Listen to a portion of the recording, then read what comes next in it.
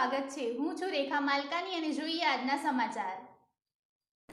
છેલ્લા એકાદ વર્ષ અગાઉ મોડાસા રૂરલ પોલીસ સ્ટેશનમાં પ્રોહિબિશનના ગુનામાં નાસ્તા ફરતા આરોપીને રાજસ્થાન રાજ્યના ડુંગરપુર જિલ્લાના બોબી માતાની ચેકપોસ્ટ નજીકથી ઝડપી પાડતી અરવલ્લી લોકલ ક્રાઇમ બ્રાન્ચ નાયબ પોલીસ મહાનિરીક્ષક વિરેન્દ્રસિંહ યાદવ તથા પોલીસ અધિક્ષક શેફાલી બરવાલ દ્વારા ઘણા સમયથી ગુનો આચરી નાસી છૂટેલ આરોપીઓને સત્વરે પકડી ન્યાયની પ્રક્રિયા ઝડપી બનાવવા સૂચનાઓ આપેલ, જે અન્વયે D B Vada police inspector LCB Aravalli મોડાસાના નેતૃત્વમાં Vijay Tomar police sub inspector LCB તથા કર્મચારીઓની એક ટીમ રચના કરી નાસ્તા ફરતા આરોપીઓને ઝડપી લેવા માટે રાજસ્થાન રાજ્યના જુદા જુદા વિસ્તારમાં રવાના કરેલ અને બાતમીદારો ઊભા કરેલ। આમ મળેલ બાતમી હકીકત આધારે રાજસ્થાન રાજ્યના ડુંગરપુર જિલ્લાના બોબી માતા ચેકપોસ્ટ નજીક મુકામે ઉભેલ આરોપીને પકડી પાડી